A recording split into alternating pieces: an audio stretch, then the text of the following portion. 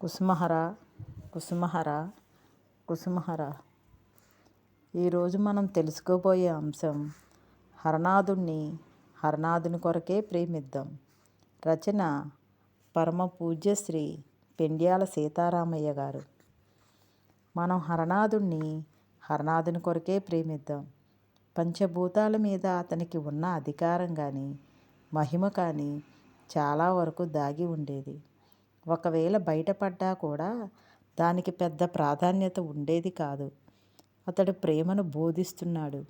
మన హృదయాలను ప్రేమ ద్వారా గెలుచుకోగోరుతున్నాడు. అతడు తన భక్తుల హృదయాలలో ప్రేమను పుట్టిస్తున్నాడు అనేది అద్భుత విషయం. అది హేతుయుక్తంగానూ చర్చాయుక్తంగానూ ప్రకటింపబడేది కాదు. ఒకసారి అతడు కలకత్తాలోని శ్రీహరనాథ తత్వ ప్రచారిణీ సభలో, మీరు నా సందేశాన్ని అందరి దగ్గరకు తీసుకుపోండి, నా సమూహాన్ని నేనే ఎన్నుకుంటాను అన్నాడు. అతడు శరీరంతో ఉండగా పరిచయంలోనికి వచ్చిన వాళ్ళంతా అతని భక్తులైన వాళ్ళు కారు. హరనాథుడు వాళ్ళలో కొంతమంది హృదయాలలో చప్పుడు చేయకుండా ప్రవేశించాడు.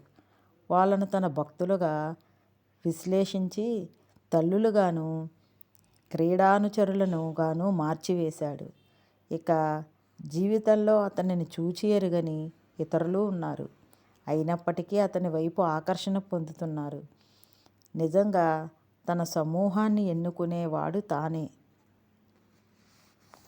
మీరెందుకయ్యా కృష్ణుని కానీ గౌరాంగుణ్ణి కానీ హరనాథుని కానీ ప్రేమిస్తున్నారు అని అతని భక్తులను అడిగితే వాళ్ళు ఏ కారణమో చెప్పలేరు. ఇక రెండవది, తాను హృదయపు పనిలోనూ తెలివి పనిలోనూ ఏదో భేదం తప్పకుండా ఉంది. మొదటిది హేతువు కోసం వివరించి చెప్పటం కోసం నిరీక్షించదు.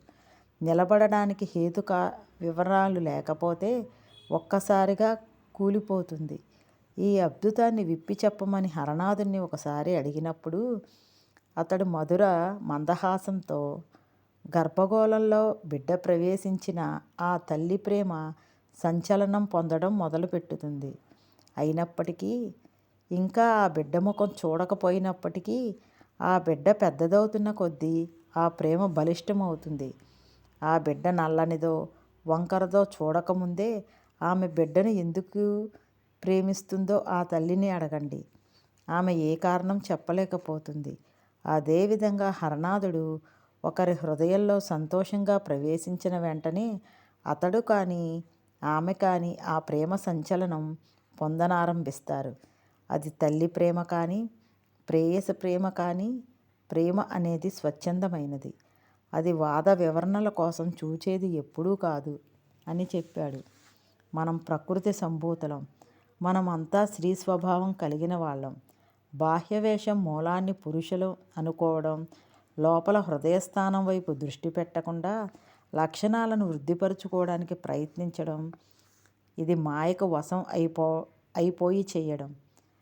మనలో ఉన్న భావాల్ని అణిచివేయడానికి ప్రయత్నించడం, మనని మనం అటూ ఇటూ కాని నపుంసకులుగా మార్చుకోవడం, స్త్రీ లక్షణాలను వృద్ధిపరుచుకోవడం, మన జన్మ హక్కుకు వృద్ధిపరుచుకోవడం. ఆ రాధాదేవి అనుగ్రహం ద్వారా తప్పితే ఆ కృష్ణుణ్ణి ఎవరూ సమీపించలేరు. ఆ మహామాయ వేసి ఉంచిన మార్గం ద్వారా తప్ప ఏ జీవి కూడా సమీపించలేదు. మనమంతా ప్రకృతి సంభూతులం. ఉన్నంతలో మన గృహం నుండి కింద ఉన్న ఈ సృష్టిలోనికి చేర్చిన పాశమే ఆమె అని చెప్పవచ్చు. పాశాన్ని ముక్కలుగా తెగకొట్టి వేస్తే మళ్ళా మన నిజవాసం చేరుకోవడానికి అవకాశం ఎప్పటికీ ఉండదు. ఆ స్థానానికి దారి ఆ ప్రేమ ద్వారానే ఉంది. హరనాథుడు హృదయ ప్రదేశంలో పనిచేసేవాడు. అతడు ప్రేమను జనింపచేస్తాడు. ఇది రుజువైన సత్యం. ఇందుకే ప్రేమకు భక్తికి ప్రాధాన్యత ఇచ్చి అతని సన్నిధిని చేరి అతనితో ఆధ్యాత్మిక సంబంధం భక్తులు స్థిరపరుచుకుంటున్నారు అనడానికి తృప్తికరమైన కారణం ఇది.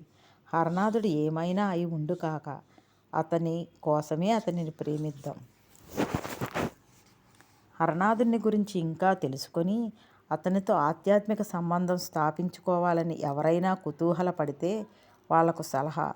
హరనాథుని స్వంత లేఖిని నుండి వెలువడిన పాగల హరనాథు అను లేఖలను ప్రార్థనాపూర్వక హృదయంతో జాగ్రత్తగాను ప్రతిపద భావనను అనుభవిస్తూ అనుకరిస్తూ తీవ్ర పరిశీలనా దృష్టితోనూ చదవమని నిరంతరాయంగా కుసుమహర అను ప్రభు యుగల నామాన్ని స్మరించమని ఆ హరప్రభుని భక్తులతో సంబంధం ఉంచుకోవడానికి ప్రయత్నించమని చెప్పడం జరిగింది. జై కుసుమహర. మరొక అంశంతో మరలా కలుద్దాం.